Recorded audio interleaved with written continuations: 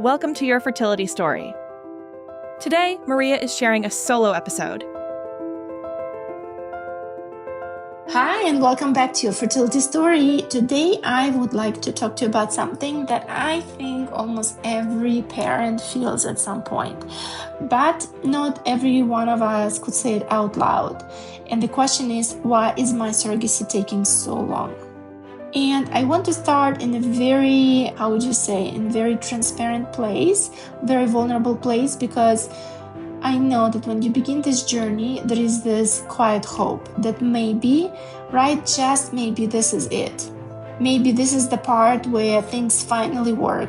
Maybe this is the part where things finally move forward, especially for my families that do come from years of fertility struggle, fertility challenges, and that surrogacy place is not their first choice, right? And even if you don't say it out loud, you start building a timeline in your head. I think it happens almost automatically. We think, okay, we'll start here, maybe in March.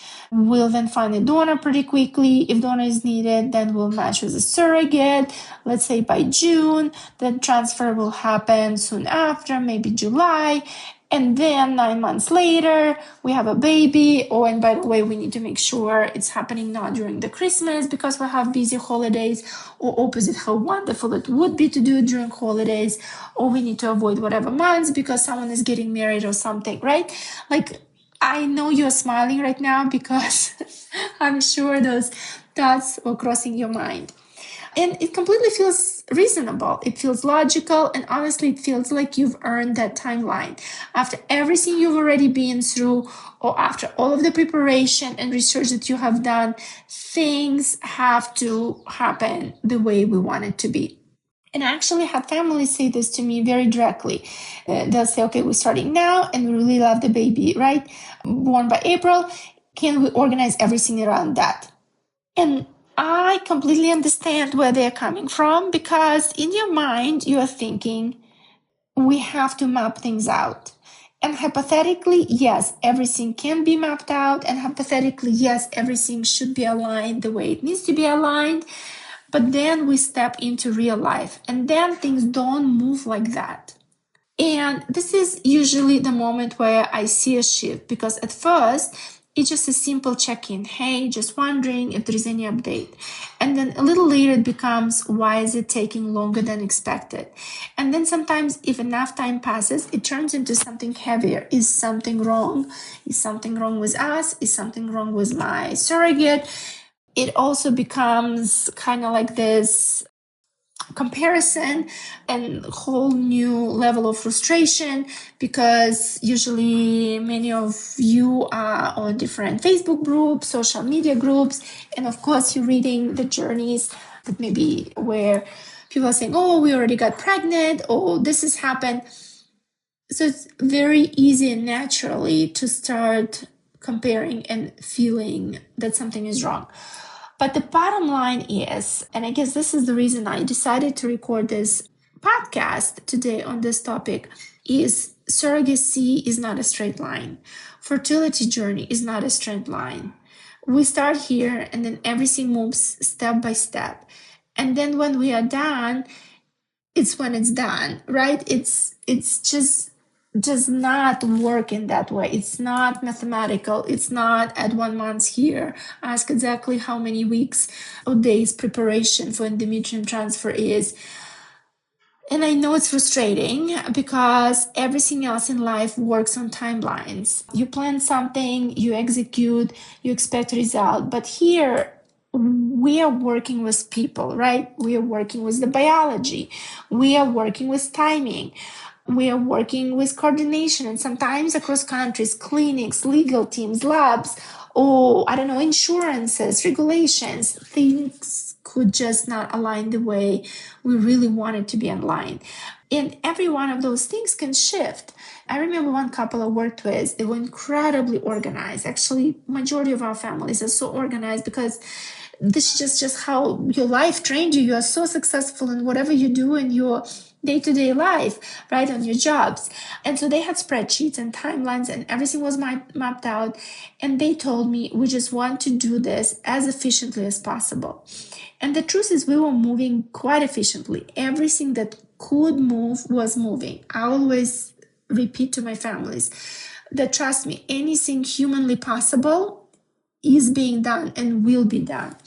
But what they started to experience wasn't inefficiency. It was the precision, because in this process, you're not just scheduling steps. You're working around very specific biological windows. For example, certain tests can only be done on a very specific day of the cycle, not sometime this week, not whenever it is convenient, a specific day of the cycle, right? So depending, let's say if we're talking about surrogate, depending when you got matched, when she got cleared, when her cycle is, all of those days start adding up. And then when you're preparing for transfer, let's say everything looks perfect on paper, you have surrogate, you're ready to move forward, but then the doctor is monitoring the body, monitoring endometrium, looking at lining, hormone levels, how everything is responding. And if something is even slightly off, not wrong, right? Like I really want you to hear that when there is a step back, it's not that something is wrong. It's that the doctor is trying to maximize every possibility, every chance for your precious embryo. I am yet to find the doctor, again, like maybe we are lucky with the doctors that we work because all of them are phenomenal. But those doctors, they pride themselves in success in the first try. They're going to be doing maximum possible to make it happen for you. So if they see that there is something that can be done better or something that could be adding risks for you not getting pregnant, I have seen surrogates being taken off the stimulation cycles, then cycle when we're going to be doing embryo transfer, then being delayed, right? It's not, again, that there is something wrong and you need to be like switching surrogate or switching the process or switching clinic. And actually, if you do that, your timeline is going to extend even more.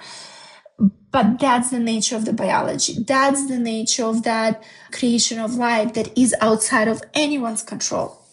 And I know how it feels on your side, but we were ready. Why are we stopping now? And what is actually happening, again, this is a protection of your outcome. And I also want to say something important here, because as you're listening to me, I don't want you to feel discouraged or desperate or feel that it's always happening where there is some delays. No, there are many journeys where things do move very smoothly. Everything is back to back. Everything is success on the first try, right? Those stories exist and you will hear those stories. I think I already have some recorded. Like one family, they already have several babies with us, and every single journey, again, knock on wood, everything was just perfect. And so it's not about expecting things to go wrong. It's about understanding there is a range of how this can unfold, right? It's not a precise date by which we are dealing with, but we're dealing with medical processes.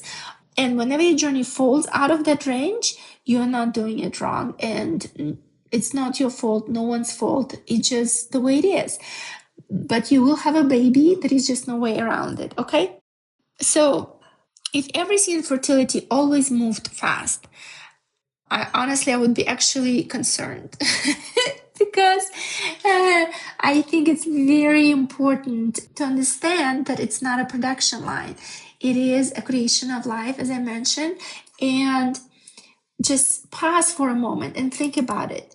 Because sometimes in this process, we start thinking about it like a system, like something we plan, optimize, control. There is input, there is output.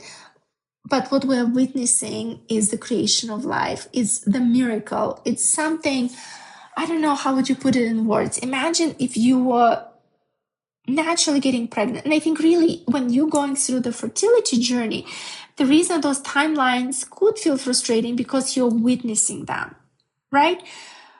But like, let's say I had 3 kids, and honestly, I don't know, like maybe I had losses of pregnancy, right? Where the embryo did not implant and maybe there was a delay in my cycle and I was actually pregnant, but then it didn't continue, right? I don't know, because We don't know when it was implanted, my embryo, right? We don't know when fertilization happened. None of that is known.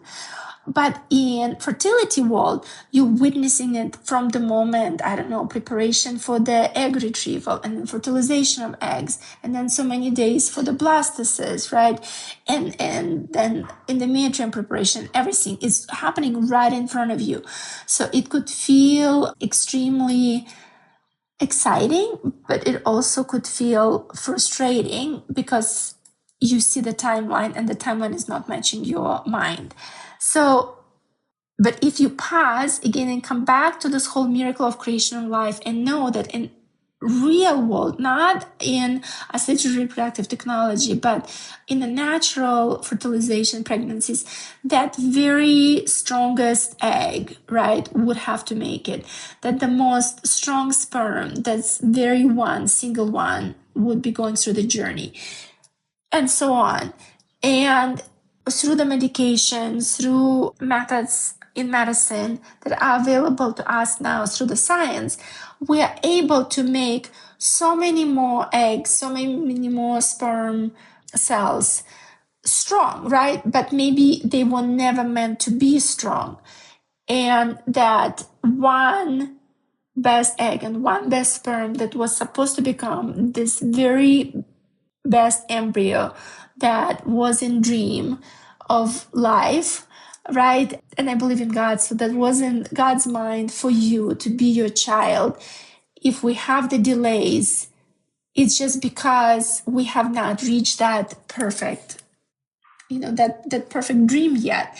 So anyway, so there is definitely a process. There is definitely, I guess, teams that are excited to bring you to success, and it's worth something. Another thing that, and maybe especially now, we could be relating more to that, there could be some things that are out of your control, like, for example, COVID, right? There are some external factors that could impact your journeys. We had situations where everything was ready, families were ready, surrogates were ready, and then the routine PCR test, for COVID came back positive right before embryo transfer. So back then, at the very beginning, I think there was not even regulation or recommendations, or maybe there have been in some countries, maybe internal standard operating procedures where, yes, if the test comes then positive, then we cannot proceed with the embryo transfer. Even imagine things like that. And we had to, I think we had a couple surrogates that had to take on the day of embryo transfer of the process, and it was devastating.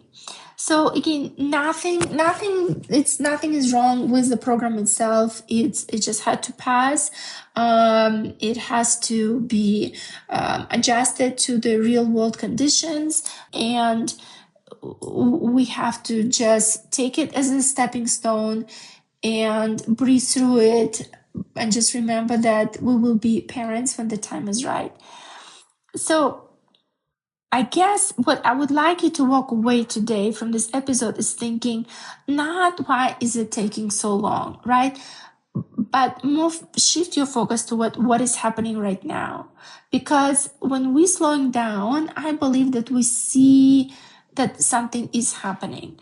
A match is being finalized, a cycle is being adjusted, better conditions are being created, or maybe already some lesson learned happening in your process, which is also huge victory, even though you don't have pregnancy yet or you don't have an embryo yet. But even negative data, right, or negative experience sometimes is a victory as well, because it then gives a different strategy for the doctors to approach your journey with, right? So I want you to, how would I say, enjoy the process in its good parts and bad parts. I want you to accept that it's perfectly imperfect and go through that with trust, with some type of sense of relaxation, not frustration, not stress, because if you're going to be frustrated and stressed, by the time baby comes, you're going to be so tired. And I want you to be energized and young and healthy and beautiful as your child deserves. And every moment of stress. It makes us older and weaker. So let's not do that. And so if you're feeling frustrated, if you're tired of waiting, if you're checking your phone 10 times a day for updates, you are not doing anything wrong. You're human. But the process asks something different of you. And the process asks for patience, flexibility, and as I mentioned, trust. Not blind trust, informed trust. So if some things are bothering you, ask those questions, right? Come to your team and brainstorm. This is so important. Unless you ask and unless you share what's bothering you, we are not able to support you. So, but together, I think we will pass through those hurdles, we'll pass through those setbacks, and continue moving small steps ahead. And absolutely with full confidence, you will have a baby at the end of your journey, or several babies, because whatever your dream is, as long as you keep on going, you're gonna be there. So I hope this episode helped you a little bit. And as always, if any questions, I'm here for you, and I cannot wait to see you next week. Bye-bye.